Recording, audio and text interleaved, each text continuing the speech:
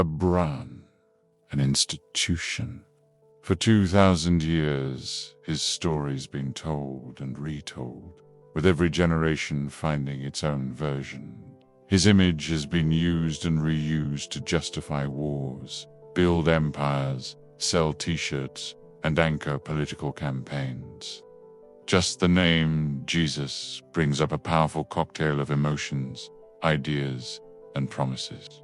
The Christ of faith is a towering figure, able to be whatever a worshipper needs him to be. But that's the branded version, the symbol. But before he was a brand, he was a man.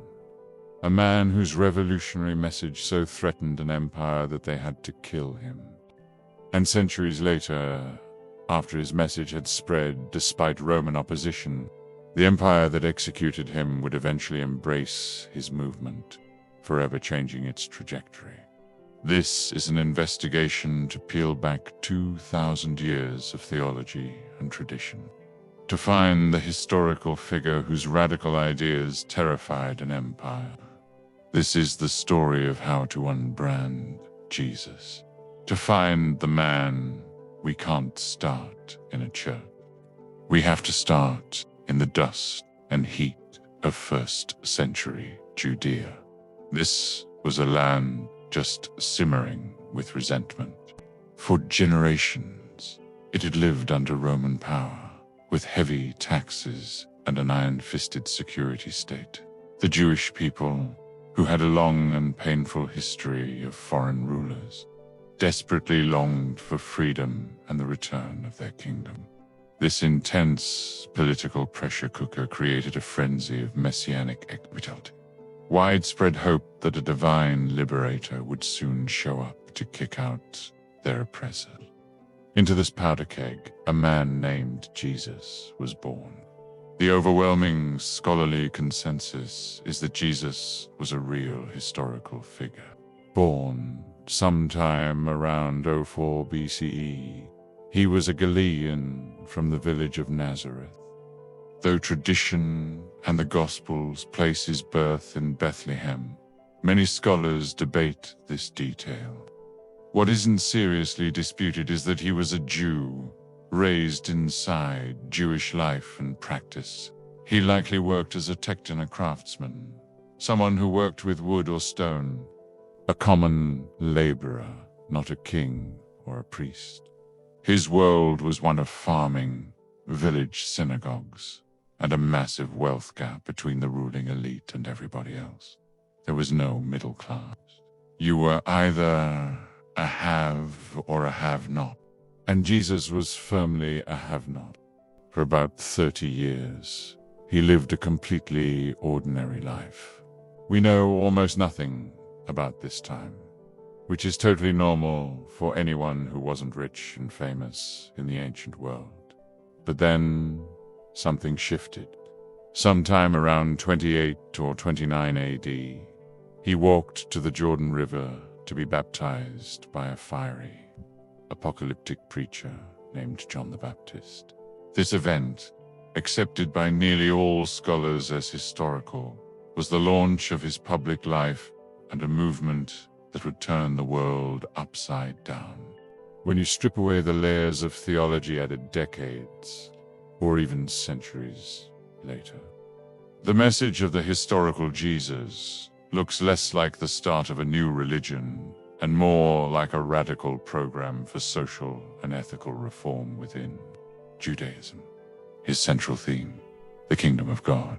While this is often pictured as a cloudy heaven you go to after you die, many scholars argue that for Jesus, the kingdom of God was also a tangible, earthly reality that was about to break into the present a new social order where justice, peace, and radical inclusion would replace the oppressive hierarchies of the day. Other experts believe it was both an imminent reality and a future, transcendent one. His message was a direct challenge to the power structures of his time, political, economic, and religious. He intentionally hung out with the outcasts, tax collectors, prostitutes, the sick, and the poor. In a society obsessed with purity laws that separated the clean from the unclean, this was a revolutionary act. He offered healing without charging a fee and shared meals with people considered sinners, which sent a powerful signal in God's coming kingdom. All these social divisions would be erased.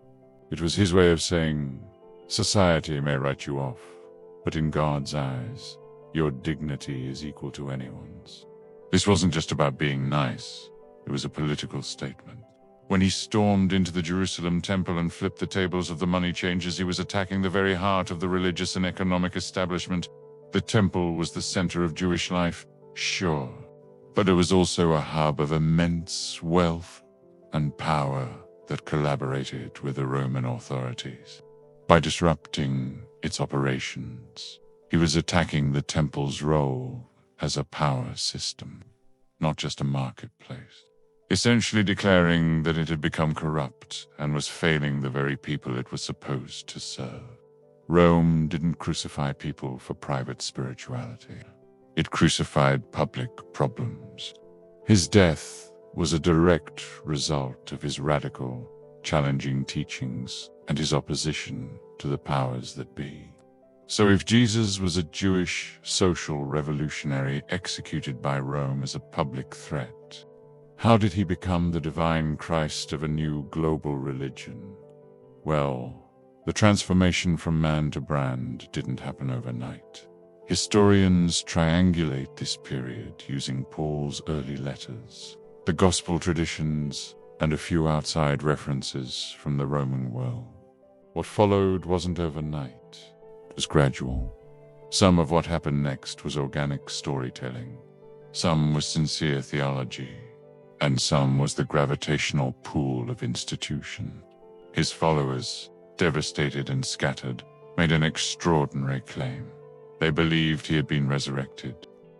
This belief, whether a physical event or a profound spiritual experience, became the single most important catalyst for the new movement. But the Jesus they started preaching was different from the man who walked the roads of Galilee. The focus shifted from his message about the kingdom of God to a message about him. A key figure in this shift was a man named Paul. Paul never met the historical Jesus. What he had was a powerful conversion experience years after Jesus' death. He wasn't some cynical marketing agent. He passionately believed his message. But his background as a Greek-speaking diaspora Jew uniquely positioned him to carry the story of a crucified Jewish Messiah for a non-Jewish Roman audience. The result of his work was a reframing of Jesus' death, not just as a tragic political execution, but as a divine sacrifice for the sins of all humanity. In a Greco-Roman world where concepts of heroes or emperors becoming divine after death were familiar, the idea of a man becoming a god was more accessible. Decades after his death, the stories of his life were written down in Greek. The Gospels we know today, they weren't modern biographies, they were faith documents, preserving memory through interpretations. Slowly, the emphasis on Jesus' divinity began to overshadow his humanity. This branding was cemented when the empire that killed him adopted his movement centuries later. In the 4th century, the Roman Emperor Constantine embraced Christianity, which had already grown into a dominant social force. He convened the Council of Nicaea, where church leaders gathered. This council didn't invent Jesus' divinity out of thin air. It formalized doctrine by standardizing the competing views on Jesus' divine nature that had already been debated for generations. With the backing of the emperor, the religion of an executed revolutionary now had the endorsement of the state. The brand was complete, institutionalized, state-sponsored, and with a clear logo stamped on it. So, if we strip away 2,000 years of branding, what are we left with? Is this an attack on faith? Not at all. It's a search for the man. And the historical Jesus, the man behind the myth, is arguably even more challenging and relevant today than the stained glass icon.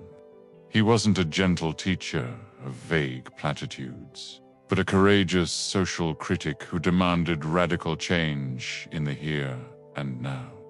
This processor living idea becoming a controllable symbol is a timeless pattern. Systems inevitably turn revolutionary messages into rigid institutions. We see it everywhere. A political movement built on grassroots energy becomes a party bureaucracy. A counterculture philosophy of authenticity gets commodified into a lifestyle brand. The arc is often the same. From a person, to a message, to a movement, to an institution, and finally, to a brand. The unbranded message of Jesus wasn't about founding a new religion. It was a call to build a world defined by compassion over purity, justice over oppression, and radical inclusion over social hierarchy. It was a message that directly confronted the corrupting influence of wealth and power. This is the man whose explosive ideas were so dangerous, the most powerful empire in the world decided it had to kill him.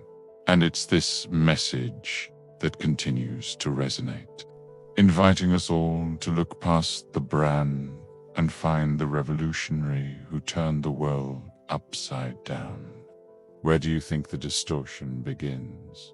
When the story gets told, when doctrine gets set, or when the state gets involved? Share your thoughts in the comments below.